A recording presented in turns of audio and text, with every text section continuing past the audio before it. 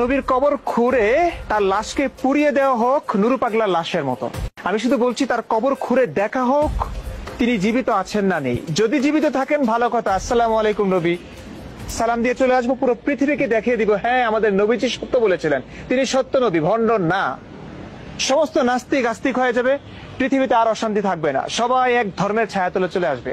আর যদি দেখা যায় মরে গলে পচে লাশের অস্তিত্ব খুঁজে পাওয়া যাচ্ছে না, তাহলে তো স্পষ্ট হয়ে যাবে যে 1450 বছর আগে আমাদের প্রিয় নবীজি হযরত মুহাম্মদ সাল্লাল্লাহু আলাইহি সাল্লাম মিথ্যে বলেছিলেন, তার কথা মিথ্যে প্রমাণিত হবে, তিনি ভণ্ড প্রমাণিত হবেন আমাদের এই নুরু পাগলার মতো। এই সাত আসমান সাত জমিনের মধ্যে তোমার মতো বেআকাল মূর্খ বদবাখত জাহেলে মুরাক্কাব আর হয়তোবা একটাও নাই, ঠিক কিনা? নাউজুবিল্লাহ সুম্মা মাআযাল্লাহ। বলে ওই পাগল যাকে কবর থেকে উঠিয়ে পোড়াইছে মারছে, সুম্মা মাআযাল্লাহ বলতেছে তাকে যেভাবে মারছে পুরাইছে, নাউজুবিল্লাহ আমার হুজুরকে আমার জুবানে আনতে কষ্ট হচ্ছে, আস্তাগফিরুল্লাহ। আমার রসুলে পাক সম্পর্কে এরকম কথা বলছে, নাউজুবিল্লাহ বলেন। বলেন আমাকে রুহের জগতে জিন্দা না মুর্দা? আরো জোরে। আল্লাহ তাবারক ওয়া তাআলা যতদিন চেয়েছেন, 1 বছর 2 বছর 100 বছর 1000 বছর 1 কোটি বছর, যতদিন মালিকের ইচ্ছা ছিল ওখানে আমরা জিন্দেগি পার করেছি। ওখানে গাছপালা নদী নালা কেমন ছিল জানি না, অক্সিজেন কেমন ছিল জানি না, হায়াতে ওখানের মধ্যে আলমে আরো হয় রুহের জগতে জিন্দা ছিলাম। হুকুম হলো ইন্তেকাল হও, ট্রান্সফার হও, জায়গা পরিবর্তন করো, স্থানান্তর হও। ইন্তেকাল হয়ে আমরা মায়ের পেটে চলে আসলাম বাবার মাধ্যমে। যখন মায়ের পেটে এসেছিলাম বলেন তো বান্দা জিন্দা না মুর্দা? 1 মাস 2 মাস 8 মাস 9 মাস 10 দিন 10 মাস 10 দিন যতদিন আল্লাহর হুকুম ছিল মায়ের পেটে আমরা জিন্দা না মুর্দা? হুকুম হলো ইন্তেকাল হও, ট্রান্সফার হও, জায়গা পরিবর্তন করো। রব্বানা আতিনা ফিদ দুনিয়া, দুনিয়াতে চলে আসলাম। এখন দুনিয়া এবং আখিরাতকে হাসানা সুন্দর করতে হবে। 1 বছর 2 বছর 60 বছর 100 500, হযরত আদম সফিউল্লাহ 1000 বছর, সুলাইমান আলাইহিস সালাম 1600 বছর হায়াত পেয়েছেন, অনেক নবী রাসূলরা অনেক বছর হায়াত পেয়েছেন। বলুন বান্দা, এরপর কুল্লু নাফসিন যায়কাতুল মউত, ইন্তেকাল হয়ে আবার ট্রান্সফার হয়ে জায়গা পরিবর্তন হয়ে কবরে যাব, জিন্দা না মুর্দা? আওয়াজ দেন, জিন্দা না মুর্দা? জিন্দা। এরপরে ওখান থেকে যতদিন পর্যন্ত সিংহায় ফুট না দিচ্ছেন ঈসা আলাইহিস সালাম, কবরের মধ্যে থাকবো। নবী চিনলে নেয়ামত, না চিনলে কিয়ামত। আওয়াজ দেন, বাইট গিয়ে দিয়ে আওয়াজ দিচ্ছেন, আরো জোরে বলেন, ঠিক কিনা বলেন?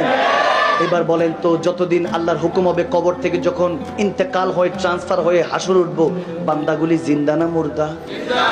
এরপরে হাসর থেকে যদি নবী সুপারিশ করে, যদি আমলগুলি ভালো হয়, তারপরে স্যালারি হিসাবে জান্নাত, কেউ শাস্তি হিসাবে জাহান্নামে যাবে। যদি জান্নাতে যায় কিংবা জাহান্নামে, বান্দা জিন্দা না মুর্দা? আওয়াজে মনে হয় মুর্দা। আরো জোরে বলেন, জিন্দা না মুর্দা? বান্দাই মারা যায় না, আর বান্দার সমস্ত রসুলদের যিনি সম্রাট তিনি নাকি ইন্তেকাল করছে, মৃত, নাউজুবিল্লাহ। আমি বললাম ওই 7 আসমান 7 জমিনের মধ্যে তোমার মতো বেআকাল মূর্খ বদবাখত জাহেলে মুরাক্কাব আর হয়তোবা একটাও নাই, ঠিক কিনা? নাউজুবিল্লাহ সুম্মা মাআযাল্লাহ। বলে ওই পাগল যাকে কবর থেকে উঠিয়ে পোড়াইছে মারছে, সুম্মা মাআযাল্লাহ বলতেছে তাকে যেভাবে মারছে পুরাইছে, নাউজুবিল্লাহ আমার হুজুরকে আমার জুবানে আনতে কষ্ট হচ্ছে, আস্তাগফিরুল্লাহ। আমার রসুলে পাক সম্পর্কে এরকম কথা বলছে, নাউজুবিল্লাহ বলেন। যদি শের খোদা আলী হযরত ওমর বেঁচে থাকতেন, তুমি থাকতা, তোমার মাথা কল্লা থাকতো না। যারা এই গোস্তাখি করে এদের গর্দার উড়িয়ে দেওয়ার কথা, কিন্তু কি করবেন? দেশে আইন আছে, কানুন আছে। আমাকে তো এমনি বলে হুজুরে এত কড়া কথা বলেন না। আমি বললাম আল হক মরুন, হক কথা তিত হলো বলতে হবে। তিত করলা খেলে রক্ত পরিষ্কার হয়, হকের কথা বললে ঈমান পরিষ্কার হয়, ঠিক না? যুবকদেরকে নষ্ট করে ফেলছে, সুম্মা মাআযাল্লাহ। শিখাচ্ছে যুবকদেরকে। আমার নবী 8-10টা মুর্দা মানুষের মতো মদিনাতুল মুনাওয়ারায় পড়ে আছে, নাউজুবিল্লাহ। বলে যদি নবীজি জিন্দা হয় স্ল্যাব খুলো দেখি, জিন্দা হলে তো ভালো, নাস্তিকগুলি আস্তিক হয়ে যাবে, মুসলমান হয়ে যাবে, কালমা পড়বে। কিভাবে বুঝাচ্ছে, কিভাবে ব্রেন ওয়াশ করছে, সুম্মা মাআযাল্লাহ। এই জাহেলে মুরাক্কাব, ওই আবু জাহেলের উত্তরসূরি এখনো আছে, সমস্যা নাই, আবু বকরের উত্তরসূরিরাও আছে। চাইলে গোস্তাখি করতে পারবে না। অনন্ত বিলম্বে আমি সরকার মহোদয় পর্যন্ত প্রধান উপদেষ্টা এরকম কুলাঙ্গারদেরকে আর কোনো কিছু বুঝতে চাই না। যারা জেনা করবে, বলাৎকার করবে, যারা দেশের টেনে দশেরটা খাইবে, যারা জুলুম করবে, অত্যাচার করবে, ওলি আল্লাহদের মাজারের মধ্যে আঙ্গুল তুলবে, শাহজালাল ইয়ামানি, শাহপুর ইয়ামানির উত্তরসূরিরা এখনো কোনো নাকে তেল দিয়ে ঘুমে নাই। আমরা এখনো মাঠে ময়দানে আছি।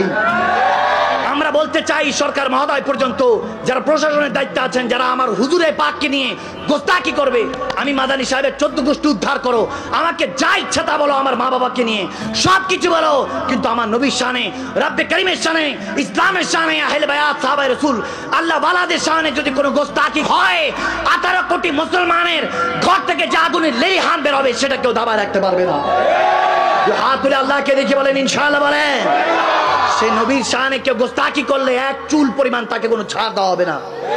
আইন আছে, আদালত আছে, সম্মান জানিয়ে বলছি, মুসলমান অর্থ শান্তিপ্রিয় জাতি, ইসলাম মানে শান্তির ধর্ম, যেমন নাম তেমন কাম। আমরা শান্তিতে বিশ্বাসী, আল্লাহ ওয়ালাদেরকে মহাব্বত করবেন। আপনার যদি আকীদা, আমরা জানি হাতের 5 আঙ্গুল সমান না, যে জিনিস ভালো বেশি এটা নকল হয় বেশি। আল্লাহ ওয়ালারা ভালো, তো এই জন্য এগুলো নিয়ে ব্যবসাও চলে। আমি কারো ব্যাপারে কখনো মন্তব্য করি না, আমি এটা পছন্দ না, কারণ মুসলমান ভাই ভাই একসাথে তো জান্নাতে থাকতে চাই, ঠিক না? জানি ফেরাউন যে জায়গায় আছে, মুসাও সেই জায়গায় আছে, নমরুদ যে জায়গায় আছে ওখানে ইব্রাহিম খলিলুল্লাহ আছে, ঠিক না? যেখানে আবু জাহেল থাকবে সেখানে নবীর উত্তরসূরিরা, সিংহরা এখনো মাঠে ময়দানে আছে। মান সাব্বা নবিয়ান ফাকতুলহু, যারা আমার রাসূলের শানে গোস্তাকি করবে তাদের কোনো ছাড় নাই, তাদের একটাই শাস্তি, তাদের গর্দান উড়িয়ে দাও, ঠিক না? বললাম তোমার কিসমত ভালো, হযরত ওমর বেঁচে নাই।